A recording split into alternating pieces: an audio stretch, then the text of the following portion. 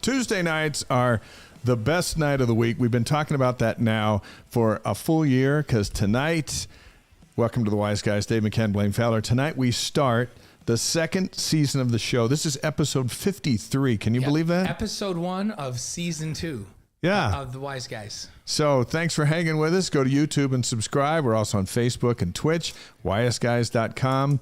And it's all free, but we're just connecting Cougar Nation around the world one show at a time. Yeah, and hey, we're asking you when you get a chance, you can watch it for free. You can join for free. Subscribe at wiseguys.com. That's going to get you updates. If we go live at any unusual time during the week, it'll notify you.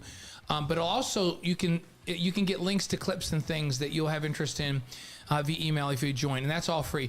But make sure you subscribe to YouTube or to Twitch or to both. It's free, and we've made it a year, and our wives keep telling us that if we get more subscribers, we can keep doing the show. We can do it another year. Yeah, we can do a whole other year. So we're going to go for that. At ysguys.com, you can find interviews with Danny Ainge, Marie Osmond, Jimmer Fredette, Ty Detmer, Kyle Van Noy, Mark Pope, Dennis Pitta, Max Hall, Elaine Bradley. It goes on and on. Austin Colley, Matt and Savannah Shaw. There's Amber Whiting, but because it's the start of the second year and this is such a big show, the coach is back, and she brought her daughter, so that's how we're rolling into year 2. Yeah. So we're really excited to have the Whitings here. Who's your favorite guest of the whole first year? Mine was, I'm going to say Amber Whiting. Yeah, I'm going to say the Whitings, and they'll also be our favorite guest for year 2. Because tonight we start year 2. So ysguys.com. There's so much going on. We say that every week because there's never a week where there's not so much going on. Yeah, and with the transfer portal these days, does it ever seem like football and basketball can just relax? No. Is there ever a time when there's not something to talk about? It just doesn't seem like there is. And so, we're going to talk a little bit about football here tonight. Two new guys, right? Yeah, Two new guys couple of coming new guys. And BYU, if we're doing a plus minus for football, and we'll get into this a little bit, boy, they're way, way, way on the plus side right now with the transfer portal. And we mentioned the Whitings are here. Amari's like one of the highest recruits in the history of the program. Did you know that? Yeah, you knew that. She knew that. She better know that. She has to know that. Let's just everyone keeps saying it. It's true. You know that. When you are that, you know that. Yeah. So we're excited to talk to her, get an update on her ACL and this season coming up with the Big 12. It's going to be fantastic. Yep. Hey, the golf team preps for NCAA championships. So they had a great last day at the regionals. So and BYU ends play in the WCC. It's all Big 12. Nothing. We'll talk about some of our favorite memories from the West Coast Conference. There's nothing. So are they? Is BYU officially in the Big 12 now? July 1, but I know that the paperwork says July 1. Yeah. But that's it. Every competition as an independent in football in the WCC. It's all done. It's all in. And Coach Whiting just got back from the Big 12 meeting, so we're hoping that she'll share some stuff with us. She gave us a little insight. I hope. We were talking to her before she and Amari went into the green room. Or whatever color that room That's what we call it. But before they went in the green room, and she had some positive things. You and I had a really good experience with the new commissioner, and it sounds like her exposure to the commissioner. We'll ask you a little bit about what he's like and the kind of vision that he has, because I think the Big 12 is in great shape, and BYU's in that league, and the commissioner makes a big, big difference. So before we get to them, let's jump into some football. BYU now with 19 portal signings, including a young guy we were talking about last week because he was here visiting, Keelan Marion. He comes from UConn, and the buzz inside everything is that this is an NFL kid. Yeah, this is a big, big addition to the receiver room, and he's got great speed. He's a UConn transfer, and early on, they were targeting him and were hoping to be able to get things academically right so that he could get into a program, into a grad program. And things were kind of not looking great. And then they turned, and all of a sudden, he was on campus last week, and he had some big schools that were after him, and he's going to jump right in and have a huge impact for BYU. He committed to East Carolina. Yeah. Changed his mind. I think he really wanted BYU all along. So we were on the show last week when we were doing the show when he committed to BYU because he was on campus. He announced that commitment on Wednesday. 6 feet, 200 pounds, great speed, great hands, goes up and gets the football, tracks the ball, great ball skills. So we're really excited. And remember, BYU already had a pretty solid receiver room before he joined, with Cody Epps also announcing that he was coming back. Right. And now you add Keelan, and it's a big deal. Before we get to the next guy, a shout out to Mike Z, just me, live from Beaumont, Texas. Welcome, Mike, and we're happy to have everyone joining us from around the world. Camden Garrett, cornerback, transfers in from Jay Hill's former program at Weber State, 5'11", 175. He's got a season left. Anybody coming from Weber State on the defensive side of the ball, actually on the rush, coming to BYU, has the stamp of approval of Jay Hill. And so I'm all for it. I haven't met this kid, but if Jay Hill likes him, he's got a spot, and maybe a starting spot, if not at least a backup at cornerback. Remember that Weber State last year had one of the, if not the top secondary in FCS. And NFL potential guys there, right? So when you get anybody out of that secondary to BYU, you're in great shape, especially guys that have played that many games. And BYU was looking for depth at corner. They were looking for depth at safety. When you get a great corner like that, there's an opportunity to maybe take a corner or two that are currently a little taller with some range and go get some more depth at safety by moving them and having them cross-train. So, yeah, that's another big get. And believe me, if Jay Hill didn't think they could compete at this level, they wouldn't be here. And remember, Jay coached in the Pac-12. He knows what it takes to be able to compete. They would not have offered Camden out of the portal, and so he'll have big impact. Scheduling news: ESPN says they're going to announce the times and locations of the first 3 games of the season next Wednesday, May 31st. Right. So let's look at the Big 12 schedule. And so we're just going to get the first 3, but Sam Houston's a home game, Southern Utah's a home game, and then at Arkansas, that'll give us, there'll be a jolt of enthusiasm. For one, we'll know what time those games are. We'll then know what time the flyovers are. Right. Because, if they're in the middle of the night, you're not going to get a jet over. But also what channel, and if they're ESPN Plus, then that brings in us. Yeah, there's a chance we could be doing those. So anyway, May 31st, Wednesday, they'll announce the first 3 weeks of the season for everybody. It's not the NFL schedule release, but at least they've got the vision of, hey, let's do some stuff and generate some buzz. And how different is BYU's schedule? You just saw this schedule in its entirety graphically, and you have Sam Houston, Southern Utah, and then Arkansas. I think in future years, there won't be Arkansas on the road in that third game. Right. But that was a commitment based on the contract when Arkansas came here. Rarely do you get an SEC team when BYU's in independence to agree to come to Provo. And they did, and BYU honored their return trip down there, which I think is great. But I think you'll see another G5 game in that third week, because there's no reason to go out there and schedule craziness unless it's Utah, or if it's Utah on occasion, that's okay. Sure, right? absolutely. Or if there's a big preseason game that they can be involved in. If Alabama wants to play. If Bama wants to play in the kickoff classic, go ahead, right? Absolutely. You can't be hurt by that. But outside of that, but notice Sam Houston and Southern Utah, it's an opportunity to gel. It's an opportunity for the new quarterback to get his feet under him, to get some timing down, to do all of that, to establish depth. The last 10 years, BYU just jumps right into it. And they go P5, P5, P5, P5, and then they're beat up, and they've never really had a chance to explore their depth. And it's what's left. Right. We're going to play the rest of the season with what's left. This is such a better setup, although once they get those first 2 done, it's on. It's murderer's row, but it's going to be fun. Athlon announced their all Big 12 preseason honors. So everything's a first this time around with the Big 12. So here are the Cougars that earned some preseason honors. Now, there's a lot of the Big 12 that doesn't know anything about BYU and what we've got. So let's run down the list. We start with Aiden Robbins. He's a 1,000-yard rusher. He makes second team all Big 12. Big deal? I think it's a huge compliment. There's a lot of running backs in the Big 12. I think that's a huge compliment for him to be preseason second team all conference without having, coming from UNLV. And mind you, he's got great film and he's a legitimate, and we know that from watching him play against quality opponents. But that's a huge compliment. There's good running backs in that league. Let's go to the third team. Cody Epps is on that third team, along with Kingsley Suamataia. And think about this. The third team, we're talking about 14 teams in the Big 12. Yeah. And there's a lot of receivers. Cody Epps in the third team. I don't know how many receivers he bumps out by making the third team, but it's more than a few. That's also impressive. Here's the thing, though. Kingsley, I've seen projected in multiple projections to be a first-round draft pick next year. First-round draft picks aren't on the third team. He won't be. He'll be a first-team all-conference guy next year. If he stays healthy, Kingsley will be a first-team all-conference left tackle. On the fourth team, you've got Connor Pay, the center, Tyler Batty, defensive end, Ben Bywater, linebacker, and Micah Harper. Those four on the fourth team. Yeah, I think any recognition that you get at this point as a newcomer to the league is a compliment. And all of those guys worthy. I would not be surprised. Ben Bywater's led this team in tackles 2 years in a row, and the defense now is set up to funnel everything to him. He's going to have 100 tackles this year, and so I think you'll see him higher. Tyler's going to be able to come off that edge and rush more. So the skill set of these guys is being recognized by them being on the preseason teams.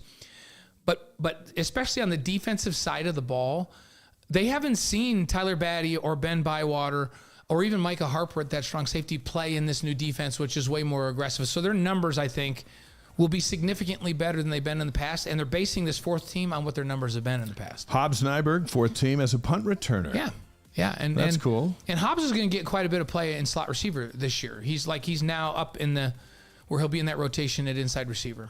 So those are the all Big 12 preseason honors from Athlon. There'll be others, but this is the first list out today, and so it's fun to talk about it.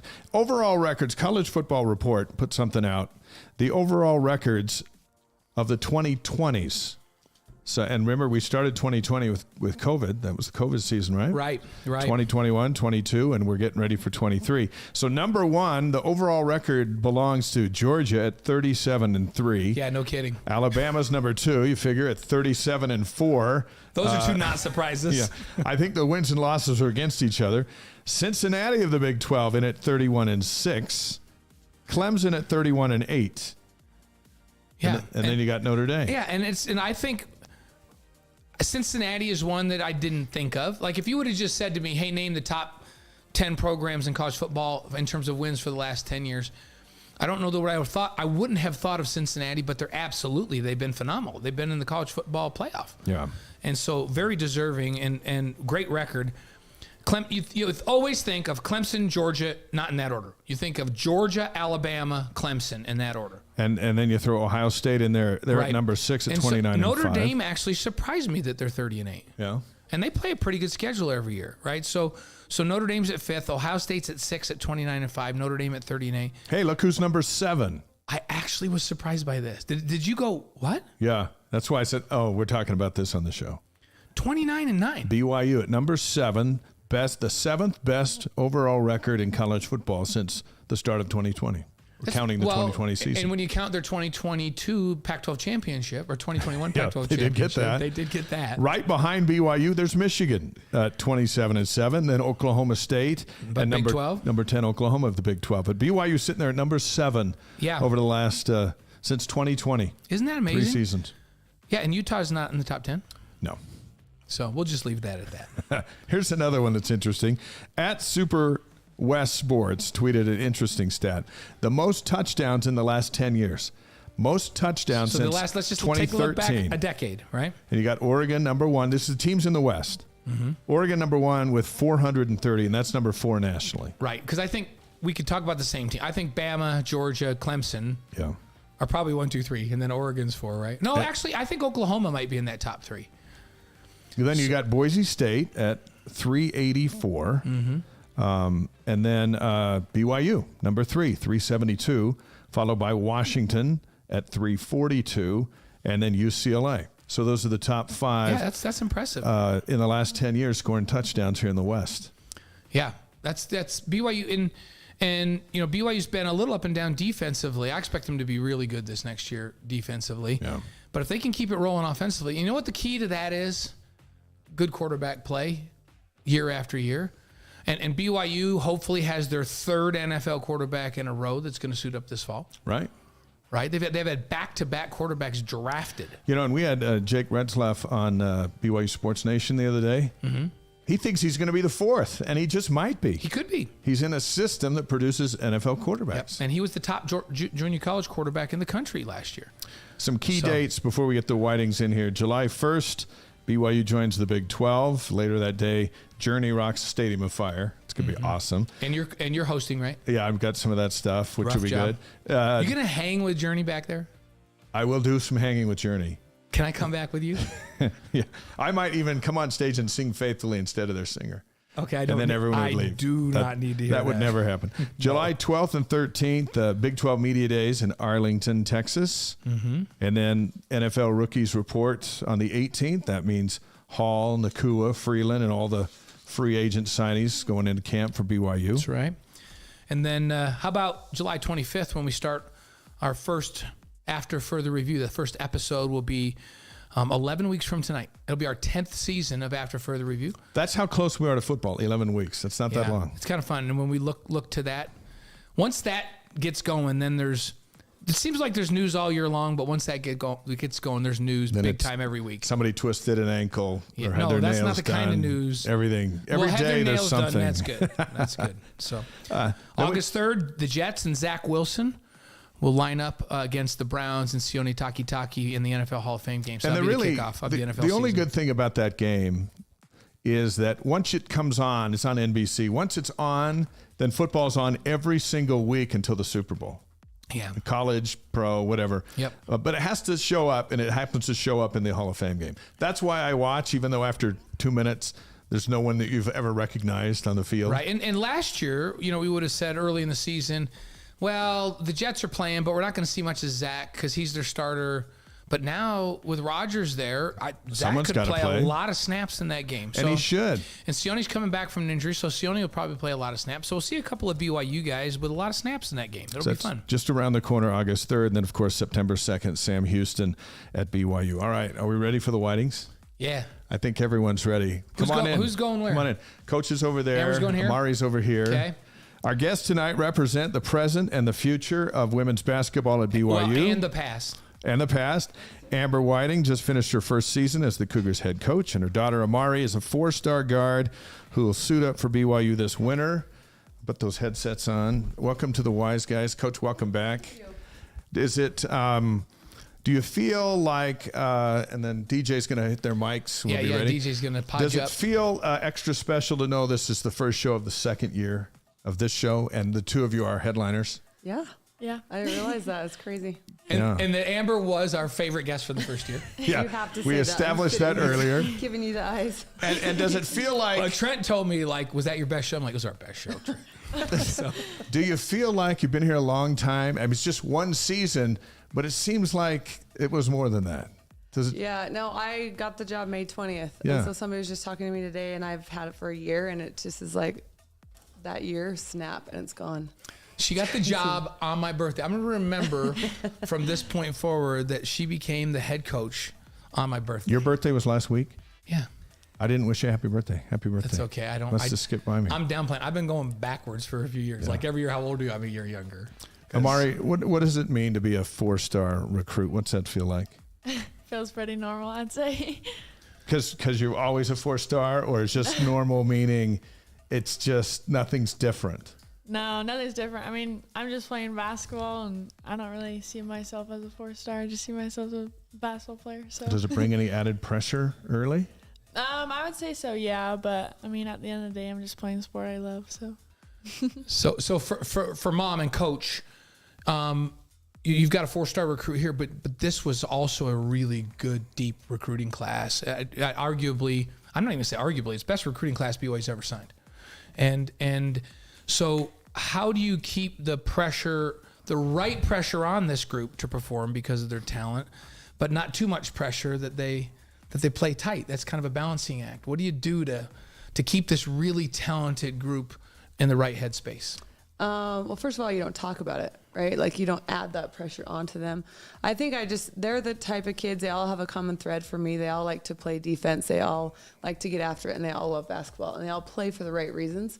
And so you just hold them accountable. Every day they come in practice, they're still freshmen. Stars, I mean, yes, I know, but they don't mean anything anymore. We're on to the Big 12 now, and this is what they signed up for. This is why they came. And so you just, every day walk in practice, like, you get to play the game you love, but you also get to earn every single minute that you're out there. Are you a little bit surprised? I was reading through the bios of all the recruits you've brought in, and we already know the ones who are returning. Every one of them is some superstar in their own spot, whether it's at Lone Peak or Nevada or coming from Oregon. This is and we've talked about it a lot on this show. it's the most talented recruiting class in the history of the program. If you just look at the stars and things attached to names, man, you did that 1 year. Like, I don't know. I look at how we have to mesh these kids together, right? So you look at like when you go out on the Adidas circuit or the Nike circuit, whatever, all these kids are coming from their roles on their teams, which are superstars. And when they come together on the circuit out, whatever shoe circuit they play, they find their role. And so we're going to have our European tour. We're going to have a summer together. And I feel like they'll all find their role and they want to win. And that's what's most important. It's great timing for you guys because you don't get to take a European trip every year. To have that trip be this year, right, with this big group of new folks, how important is this trip going to be to getting this team to mesh and play with one another? Yeah, it's huge. And not just on the basketball court, it's a lot of off the court stuff too. Like I've talked to my players about like their parents are welcome to tag along. I'll give them the dates where we're playing, but that's it. Like I want my players to hang together, to be together, to just gel. And so every city we move to, I'm mixing up the rooming lists, and they're gonna get to know each other, old and new, and the old players, but the players that were here last year, the returners, they have a lot to teach these young ones coming in and the new ones coming in, and so I'm excited for them to be able to lead them in that way. Shout out to everybody watching. John, by the way, it's good to have you with us. Let us know where you are dialed in from around the world, and we'll try to give you shout outs as we dive deeper into Wise Guys here on this Tuesday. A couple of big things just happened. You just got back from the Big 12 meetings. Hold that thought. Okay. You just walked at Timpview and picked up your high school diploma. What was that like for you?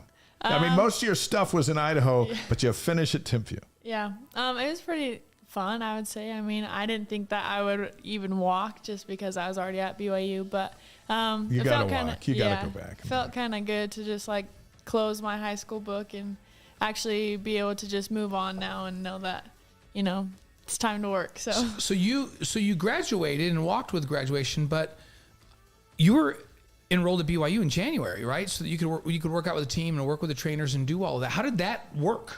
Well, because I tore my ACL, I just didn't feel like I didn't want to just sit at high school, and I only needed a couple credits, so I thought that getting ahead in school would be a smart decision, and I would be able to rehab at BYU and have access to, the facilities and the trainers, and so I just graduated early. I took a class online, and I picked up an extra class, and then I just started taking some classes at BYU and just rehabbing there, so.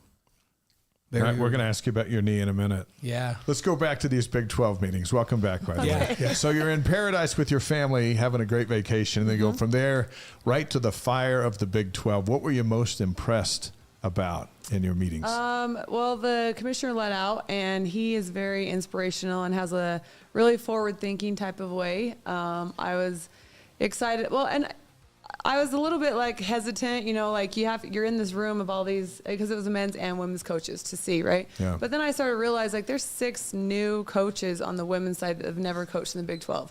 The 4 new ones coming in, and then TCU and West Virginia are both new. So we're all in the same boat, most of us together, and it was just interesting to see everybody's outlook and output and to just get to know people, and sit down with people. And so you realize everybody's human and fighting the same battles that you're fighting in the portal or in NIL, all the things. And so it's just interesting to get everybody's take on what's going on. So you mentioned when we were talking before the show, you guys came early and we got to visit for a minute, that the commissioner, I think your words were he's just got a great vision. Mm-hmm. He's got a great vision, and you said he's awesome. What do you mean by that? And what do folks that are just listening all over the place, by the way? I saw Alaska Linda there. Murray's like, I'm in Colorado. We'll ask your question. I'm in Wasilla, Alaska. Last week we have Corey Yoshimura from Japan all the time. But somebody I thought we were in the Philippines last week. In the Philippines last week. So, wow. So it's that Cougar Nation thing. Yeah. What can you tell the Cougar Nation out there about this commissioner that will give them confidence that this is a great league and it's going to have a future? Well, he's looking forward to and thinking outside the box of how to make us the best conference, right? Like outside of the SEC, ACC, like, he wants to make us the best. And so the ideas that he have, and I can't really share those because they haven't come, but Okay. the ideas that he has, and the people he's going after, and the things that he's trying to do within the Big 12 are really, really cool. And I'm excited to be the pioneer of it and to just hop on and try and do my part. Did he share with you any scheduling stuff? As far as Judged by that basketball smile, goes? I think the answer is yes. I think that's a yes. What can you tell us that's coming for women's basketball at the Big 12? So it's this huge algorithm, and it was really, there's a lot of arguments with it, but we will be playing like a certain amount of teams twice. And then I think it's like 8 teams once or 5 teams. Anyways, I don't know, but you're playing the top 4 teams once, the bottom 4 teams once, but we all had to rank them. And so that's when the arguments came in, because you got 4 new schools coming in that haven't played there. So you have a list of 14 teams. Yes, and also some of us have portals and haven't finished the roster, and so we don't know how it's going to look. But you got to rank them, and they're going to base the schedule off of this. And so I think year one, especially with 14, will be a little bit of trial and error, right? But then if those two or those 2 leave, and then other ones come in, like, I still think it's a work in progress. But I don't. They also said percentage will matter more than record. Does that make sense? Because there'll be too many ties because you only play 2 anyway. So we got to win. That's all. So I'm interested to know if we're going to have a Lauren Gustin, Shaylee Gonzalez reunion night at some point during the season. At the Marriott Center. At the Marriott Center with BYU in Texas. Can you tell us that? No, I don't know who we're playing. I don't know if we're playing Texas Swans or not, but that would be fun. If you get them twice, then we know that is. That would be really fun. Would you be good? okay with that, to play Texas in the Marriott Center? I'd be okay with that. Yeah, that's for that'd be sure. really fun. We just saw the soccer schedule, and we saw the women's volleyball schedule that was put out last week. And there just comes some buzz with seeing your name and those teams. Yeah. And for the coach, it might be heartburn, but for the fans, it's like, oh, Oklahoma's coming, or Texas is coming. When are we going to see the schedule? I think they're going to start. Well, we got to finish our non-con first. I think we have 1 or 2 left. But then after that, I don't think ours is coming out until mid-June, maybe July. Oh, okay. July 1st is like kind of the kickoff date of like the website, welcome the new schools. Like, they might be rebranding a little bit. They really want to lean into the Big 12 thing, even though we have 14 teams, but always make sure that we're that and just lean into that. And so, yeah, July 1st, I think, is like a huge kickoff. BYU women's basketball coach Amber Whiting, her daughter Amari, freshman at BYU, on the Wise Guys tonight, live on YouTube, Facebook, Twitch, and wiseguys.com. Send us your questions. One from Linda, coach, and then we're seriously going to talk about your knees. We haven't forgotten about that. We're going to come back to that. Linda Murray writes, how did you find the international players that were signed? And she thinks that'll be a huge help to the team, and looking forward to getting to know them. How tough was it to find international kids? Well, we have a connection in Spain, and so we call her a lot, right? Yeah. And so that's how we found that one. And then the one from Egypt, she's actually playing in Ohio for her senior year in high school. 6'3", yes, big body. And so, but she didn't commit. So the Spain girl committed to us, came and did her official in December and fell in love and, wanted to come. And then the one from Egypt, she came with her dad, I want to say in January, and we had a home game. And right, we saw her there. Yes, and she just lit up, and he really likes our strength and conditioning guy because he's Oh, yeah. And so it was just awesome to have them on campus. And that's, I feel like for me, the hardest part. If I can get them on campus, I feel like it takes care of itself. Everybody falls in love with BYU and the atmosphere that we have here and how it is. And so that's my number one goal with every single recruit, is to get them here. Get them on campus and let them feel the culture. Interestingly, you mentioned, I want to tell you, you said she's a big body. Man, I got in big trouble for saying that one time. Well, like, what are we supposed to say, Amari? Because Gene McNulty. I don't know if you guys know who Gene is. Do you know Gene? Do you know Gene at all? Gene McNulty was a 2-time first-team All-American and a finalist for the Sullivan Award at University of Montana when they were ranked in the top 10. Really, really great player. And now she works with agents and stuff in the WNBA. But one time we were talking, and she's like, Blaine, don't ever say she's a big body. And I go, well, what do I say? And she says, say she's good size. So I'm like, okay. I'm like, wow, and she's got great size inside. So that's why I don't know. They we call them bigs, right? We call them bigs, right? Bigs, but I always tell my players I want them strong as possible, right? And so that big and strong. Yeah. Yeah. Right. So I just thought, man, I got lectured by Jean McNulty. I'm not listening. I'm just gonna say she's good size. That's what I'm gonna say. If that works, but. So international players, like how much of a role do you see them playing moving forward? Like, is there a percentage in your mind? Is it 1 or 2 a year, or does that become a big part of the roster moving forward, do you think? Well, I also have Smiler and Ari from New Zealand, That's right. And so, like, I feel like, I mean, we do need to reach out outside of the United States, but also that's not like a checkbox that you have to have, right? Like, I just want the best of the best and people that love this place and fall in love and fit our culture. And so that's a huge part. But these girls are going to be really, really good. And I feel like they're learning from, like, Atika she's looking up, she loves Lauren, like idolizes her, right? And so she's trying to be Lauren in the next 2 or 3 years, right? And so for having her in practice and to be able to do that with her, that's one of the benefits of So doing you've let her know that in 2 or 3 years you expect her to be the number needs one to lead the rebounder in the nation. country. Yeah, that's great. It's good to have those. I want to ask Amari about Lauren, but let's hear about her knee first. So you tore your ACL. You've been in rehab for how long now? 7 months. Okay. I can tell you this, since I live in the Timpview area. Right. When word came that you were moving here and that you were coming, and all of a sudden Timpview's going, we're winning a state championship. Yeah, we're going to win a state championship. And what was it, the first day of practice or something close to it? You tore your ACL. What happened? No, I was on my official at BYU and we were playing pickup and I tore it then. During the official visit. During my official That visit. makes it even more sad. Ironic, I know. I know. But, welcome to BYU. Yeah. And so 7 months. So you're running and you're not in contact drills yet, right? No. So how far are you out from being able to just go full go and be able to be involved in contact and all of that? So in 2 months, I'll be able to, actually scrimmage and be in contact. So when we leave for Italy, those will be my first games back. But I'm just going to kind of get my feet wet. And then first season, I'll for sure be ready to go. So Plenty of time. What's it been like to be hurt?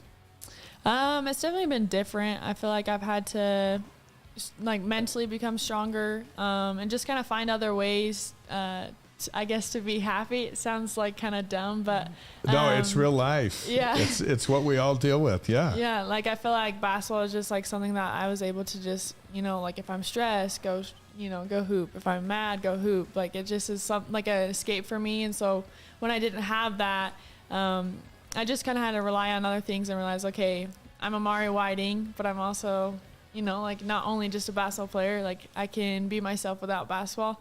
So I would say that, and just like learning, like seeing the game from sitting on the bench it's like way different. I feel like I was able to like see more things, and like while people were playing, like I was able to just like, and they probably didn't care that I was coming up to them, but I would go up to them and be like, hey, look for Lauren on the backside, or this is wide open. And so it's just like, I feel like I was able to see more things, and I think that when I come back, it'll be something that I can definitely utilize just because I've seen it different. You hear that from a lot of athletes that have an injury and have to sit out during a season. Like you've been the top player on your team since you were little. You've never sat and watched ever. No. So it's a completely new experience for you, and you get to learn, right? So how anxious are you now that the game was taken away from you for a season to get back out there and be able to play with your teammates? Oh, I'm super anxious. I mean, like just watching practices and like just seeing them work, like it makes you that much hungrier. And I know, like just getting back a little bit, like I was able to do 1 drill pull-ups, and I swear like the next 10 days I was doing them as much as I could. Like it's just something that like I'm chomping at the bit. And so I feel like I'll never take it for granted ever again. So. Trent You see Whiting what Trent says is here? You see that? chimed in. Mari can't guard me is what he's saying. Actually, when we were in Hawaii, we had a shooting competition, and asked Trent if he won, because I'm pretty sure. So you outshot him? Oh, I outshot him and Jace. Because Pops and Amber. Because Pops You outshot the whole family? Pops can shoot it. I know Amber can shoot it. Oh, he definitely can shoot. Yeah. So, but you beat the whole family. Were you The number whole one? family. Number one. See, that's why he didn't say Amari can't shoot as well as Yeah. me. He said you he couldn't said guard. you can't Can't guard guard him. me. Because he plays bully ball. Like Yeah, that's Is that it. right? If we were running, like doing full court one-on-one, he would be gassed, then I would definitely win. He's old. So what's It's it not like fair. for the mom and the coach? You want your guard back as fast as possible. She's also your daughter, who has a 4-year college experience ahead of her and life, and you're dealing with an ACL. How cautious will you be? A lot. Very, very cautious. Like, I think I puked the first day, right? Like, I remember after she got hurt, because I actually was sitting up and I actually saw it happen, and she tried to hop back up and then she didn't. And I just, like, I know my kid, right? Like, I knew she was hurt because she's tough. She just hops back up. And so, it was hard. It was hard on all of us. I gave her 5 minutes in the shower to cry and scream, and then, and then it was forward thinking, like new goals. It's got like whatever we had put it in the past, like new goals. What are you going to do for next year? What are you going to do to be ready, right? And so we just really turned our mindsets. But then, like the 3 or 4 days later, Smiler went down under the basket, almost the same spot, and I literally went in the training room and I said to Jeff, like, I can't, like, this, what is that feeling? You know what I mean? He's like, you'll get used to it. It's fine. I was like, okay. You get used to it? I don't know if you ever get used to it. You don't ever get used to it. So You learn to deal with it better, but you never get used to it. Yeah. So watching her the first couple times when we worked out together, like, it made me a little bit, like, nauseous and precautious. But then today it was fun. Like, I was like, start at half court. Let's go. Like, you know, and just putting her through a little bit of drills today. It was fun. How valuable has the Italy trip then become just to give her a little bit of combat before the games count for real? I think for her is like trusting yourself again and being confident in it, right? Yeah. I don't want her to push 2 or 3 minutes here and there. Like, that's about it. I want her for January, February, March, right? Like, I want to make sure that we're good for then. So pushing her, they've been told by doctors and trainers, really doesn't help us. The longer we can stave it off, the stronger she can get and the more locked in, I guess, it becomes. So How many shots can you get off in 2 minutes? 2 minutes, like with a gun or with my mom rebound? If you're in the game in Italy and you know you have 2 minutes. Oh, I'll just pull from anywhere. no, she won't be in 2 minutes. When Jimmer She'll was be on the bench. when Jimmer was playing, I can't remember what game. In post game, I said, when I'm like, on that one where you just came across half court, like, you just felt like it was just okay. And he's like, I felt like it was okay to shoot as soon as I got off the bus, Blaine. I was like, yeah, that's Jimmer, right? That's the mentality. He was open when he got off the bus. He was going to shoot it, right? Yeah. You feel that way too? Yeah, I guess. We'll see. Maybe when I get a little bit more into it, then we'll see. That's going to be an awesome experience overseas for that reason and for the bonding of this group. Lauren Gustin was one of the stories in the off season, went to the portal. She's a grad student. So, you know, I don't have a problem. I know no coach wants that. You get your degree. I think you have the right to look around. She looked around and saw BYU was the right spot for her last year. So she comes back. As you look back at that experience, does Gustin then kind of look at this season even more determined to make an impact, considering that she could have left and chose to come back? Does she come back more determined to fight in the Big 12 and lead the team? Well, when she left and went to do that, like, honestly, like you say, like, she did graduate. She has the right to look around. And I supported her in that. And she wanted to go visit a school. And I let her, not let her, but I said, please go do that. But then I want to Please think about it. Yeah. I want to run this stuff by me, right? Like, after you've had these thoughts, run it by me. But when she came back and we sat down as a staff with her and we, like, kind of highlighted in the rafters where her jersey will hang once she breaks all these records, right?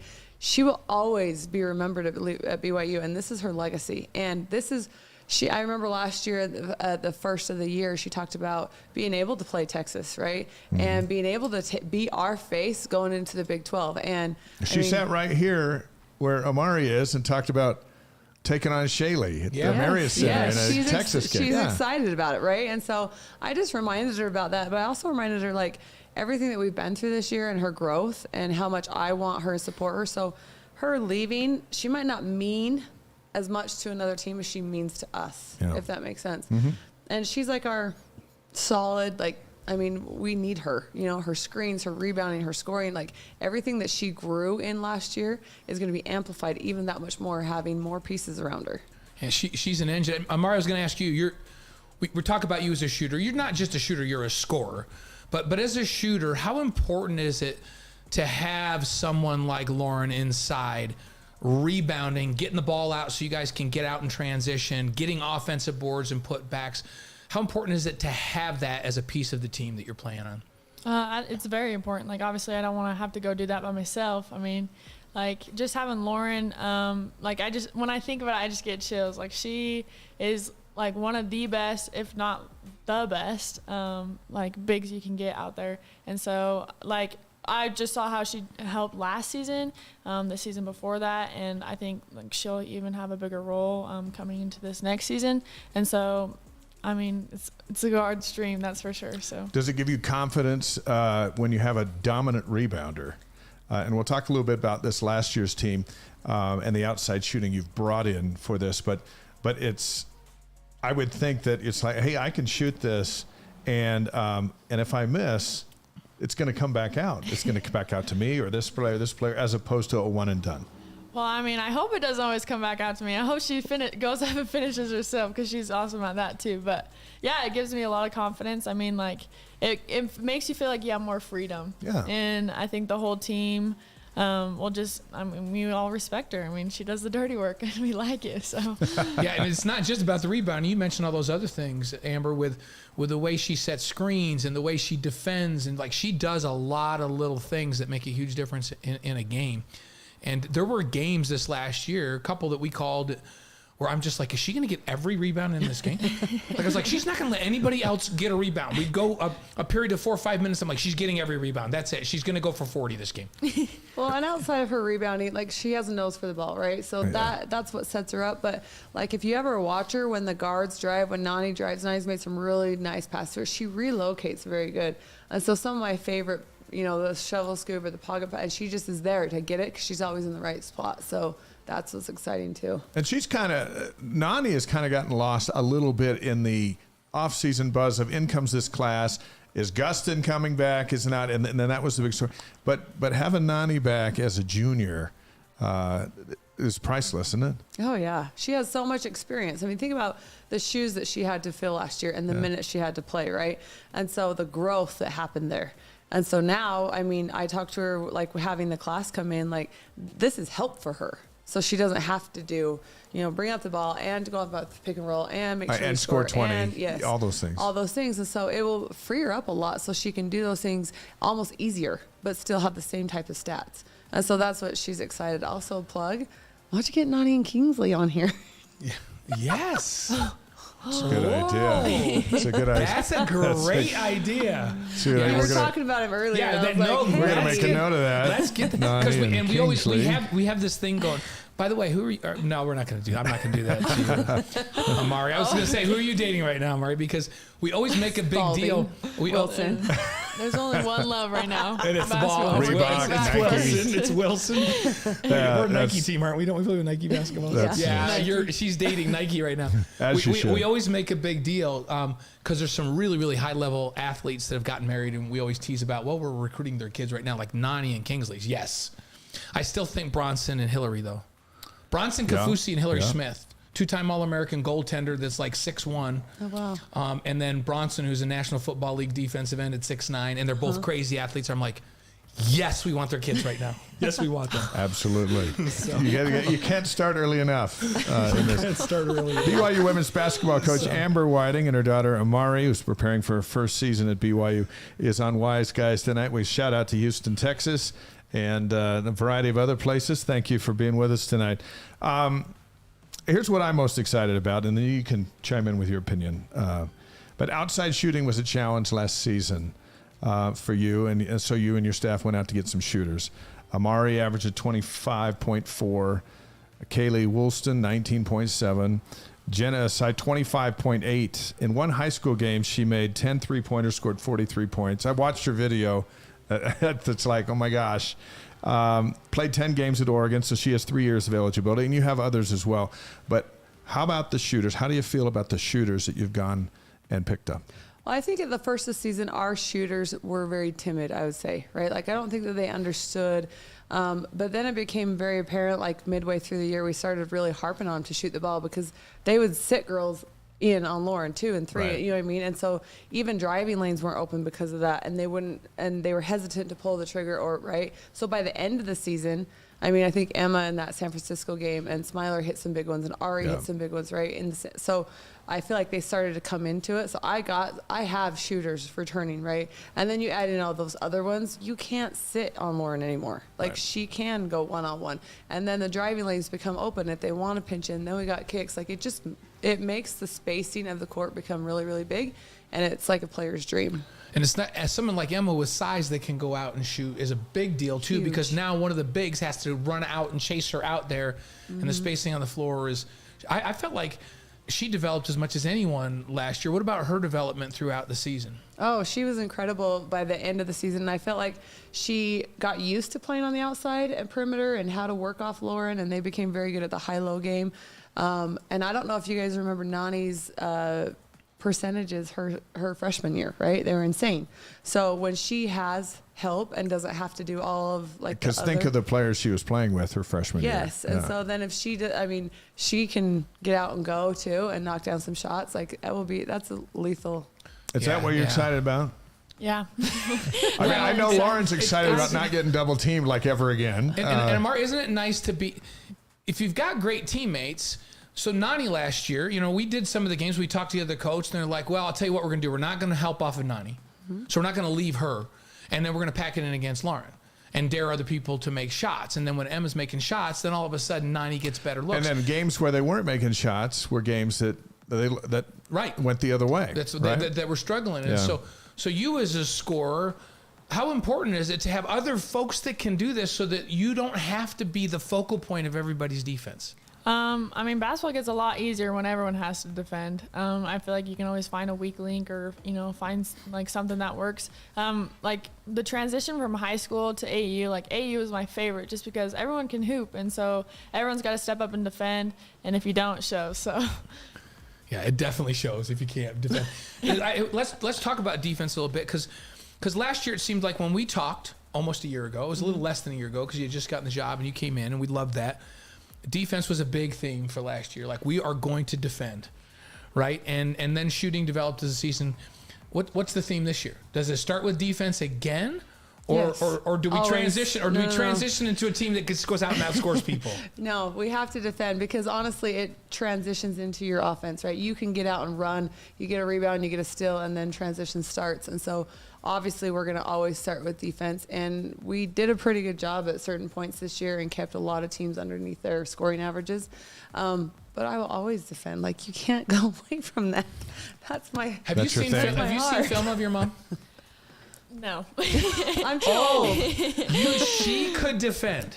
Well, I believe it. That's all she is preaching to us. So. Yeah, no, your dad, on the other hand, was out there just waiting for a three-point shot. Your dad was like doing this, like, "Hey, I'm open out here." Every time. Let's rewind to when Trent coached Amari and how much fun. Oh my gosh, yeah. When my mom got the job, she had to obviously quit being our AAU coach, and so my dad stepped in, and all of us girls, like, he called a timeout, and the only thing he talked about was offense, and then we all we broke and went out, and all of us kind of like looking at each other like, okay, that was different. Like, what? he played a different game. He ran from the top of the key to the top of the key. Yeah, it was an easy game for him, right? Yep. That was it, because he was defending the other team's perimeter guy, and he was just running and spotting up and knocking down shots. Some people think that the best way to win a game is to score more than the other team, and then some coaches think the best way to win a game is to keep the other team from scoring, at all, or at least reasonable. Right. And the law of averages are going to end up on your side, right? Mm-hmm. Is that that's your school? I have some staff members that have offense first and foremost. And so, for example, Lee Kamar. Yes. Yeah, Lee loves offense too. He wants to shoot 100 threes a game. So. Wow. No, he doesn't that much. But yes, they keep me balanced. So. Your scouting report, and correct me if we have it wrong. You're a big-time scorer, and you have all the stats and all that, but you're more of a defensive player. Yeah. Defense is your thing. Yeah, I feel like for me, just the game comes easier to me when I'm like actually locking in on defense. I feel like my thing is I love getting steals, and especially like when they cross over it and just pickpocket, like that's my like signature thing, I would say. And so I feel like as soon as I am able to do that, like it puts my team in a better position, and I feel like I'm more relaxed offensively, and I'm just able to be like, okay, like let the game come to me and just kind of like, I don't know, work my way that way. Would you? Okay, here's a would you rather then. Would you rather have 30 points and 7 assists, or have 18 points, 6 steals, and 5 blocks? 18.6 steals, 5 blocks. I know what she would say. I don't know where the blocks is I know coming what from. she would To say. be Yeah, honest. those blocks would be I don't know fantastic. where the blocks is coming from. Maybe rebounds. Okay, The rebounds. blocks. We'll talk rebounds. So you'd rather have you take pride. Would you rather have? Okay, here's another would you rather.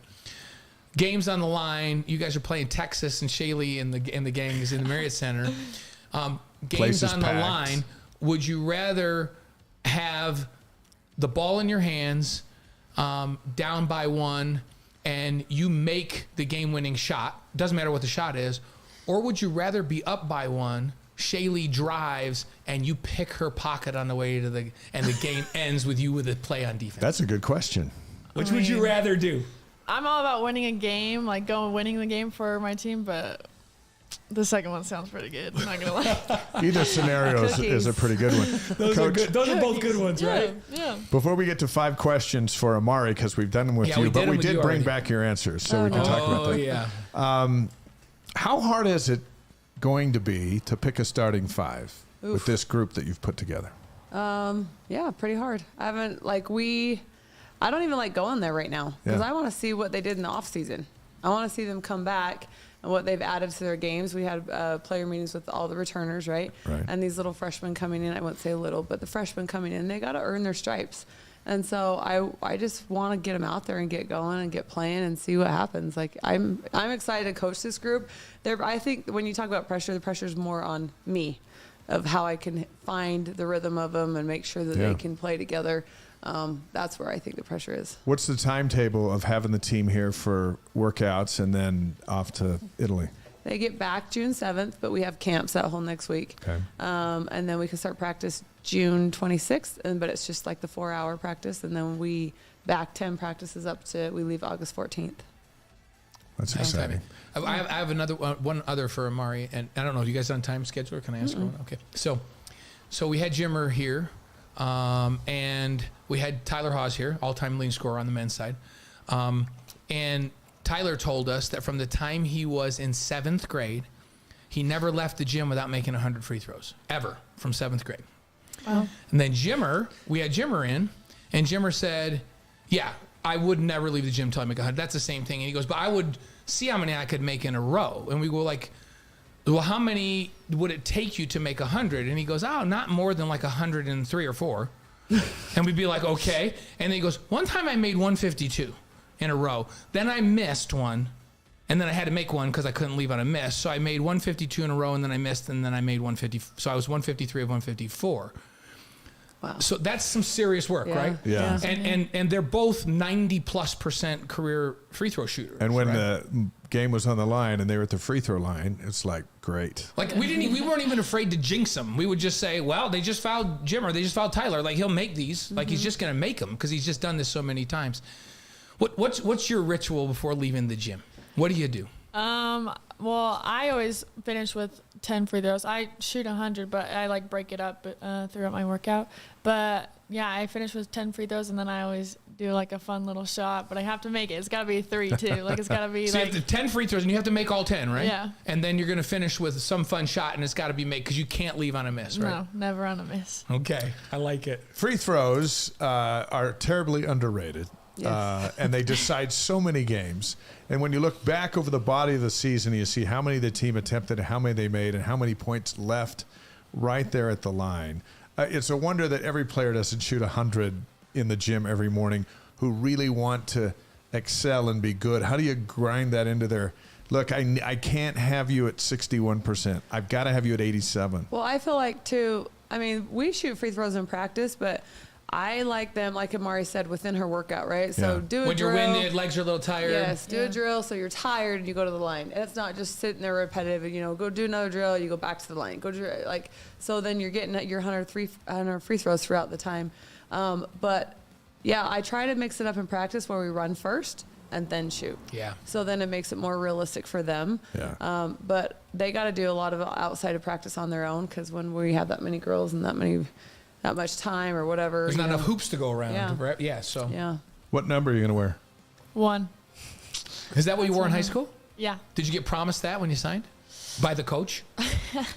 I mean, I hope I get one. Hey, listen, your dad clearly has not enough going on Oh my at the house gosh, tonight. He said, Trent, What's he saying now? said the 01 Cougs won it all through offense with course. smiling faces. Of course. You've It's true. you've heard It's that true. story before. He always So brags much. that he's the last one that won. What was it? The conference title and Yeah. Mountain West title. You know what? He's He right. can't- He is right. He's Trent, right. I'll give it to him though. When he wants to defend, he'll defend, but he loves Well, offense. and guess what? At the end of the You game, can't stack up against Big 12 title though. That's coming. even yeah, That's he won't be right. able, once you guys That's go win a right. Big 12 title, he'll have nothing to Nothing hold to up say. to. Nothing to say. Nothing. Nothing if Then you it'll want be to fight me him and now. Amber against him That's right. all day long. I will say that when the game was on the line, even that 01 team, when the game was on the line, they could get a stop. They could. Like he'd go Yeah. get a stop. They They do. were free, you know, very They free were a fun team to offensively, and they were a watch. fun team to watch. And your dad could just flat out shoot it, Yeah. right? But if they had to get a couple of stops down the stretch, they could muster it up. They had enough athleticism; they would get stops. But down it the helped stretch. when you had, like, they had a lot of pieces, right? Like, Right. that's Oh, yeah. what you look McKelly at. Wesley and- Terrell Day, Travis Yeah. Hansen. Like, And those they pieces had did some- stop They were coming good. through. They had some dogs too. Yeah. Like when I say dogs, like some Montague. competitive dudes on that team. We have a highlight tape at our house that we watch every so often. Every week, Monday night. when we can find a VCR. And yeah, like you said, they had some big dudes. And they had all the, like, blonde hips. you Yeah, know? the frosted yeah. tips. Oh, yeah. They all thought they were swaggy or something. And that's McKelly, right? Yeah. Would you mess with that dude back in those days? No, yeah, and you couldn't stop him on the low post. I love McKelly, and he's the nicest guy in the world. I still wouldn't mess with him. No. He I stopped wouldn't in. He either. stopped in about a month ago, and I was like, nope. He's Yeah, still same. He was an enforcer out there. That was a physical team that was really skilled, which is a nice combo, right? So, now your dad has every reason to brag, but who would win a free throw shooting contest between you and your dad? I mean, I feel like we already have established this because in Hawaii, Oh my gosh. we So all, wait a we all second. lined Trent up, won. played What? 21. I thought this was just shooting. I didn't think it was free throw. No, Let's it was throw- free throw competition. It We was all It competitions. was 21. They What? didn't 21 stop. on the line or Yeah. 7 Oh, on you the guys line? are playing. Oh, Yeah, and so it was just down. It was down to me and my dad. Amber got out first. Oh, wow. Then Jace. Then You it got was a me lot and my going dad, on. and then Trent choked, and I took the dub. Wow. So you won in a straight 1 to 20 free throw shooting contest. Who wins out of the four of you? Not in What do in the you game think? of 21. What do you think? I want to hear. Jace. Oh, Wow. Jace. Okay. Now Jace Now is here's- going to be That's a crazy. sophomore at Boise State, right? Yeah. Sophomore Yeah. at Boise Yeah. State on So the here- team up there. Yeah. So here's a different question, Is he better than you? and I want you to answer this, and you can choose yourself too. Okay. Okay. The game is on the Oh my line. Oh my gosh! It's Oklahoma BYU in the Big 12 championship game. Men's or women's? It's both because this is a universal just all question. play. It's a universal. It's Oklahoma Go and ahead. BYU in the championship game, men's or women's, and it's tied, and your team has the. Now, actually, you're down by one, and your team has the ball, and you get fouled, and now you need somebody to step up and make 2 free throws, one to tie it, and the second one to win it. Who in the family are you putting on the line in that Don't put situation? me- Be honest. Come Be on.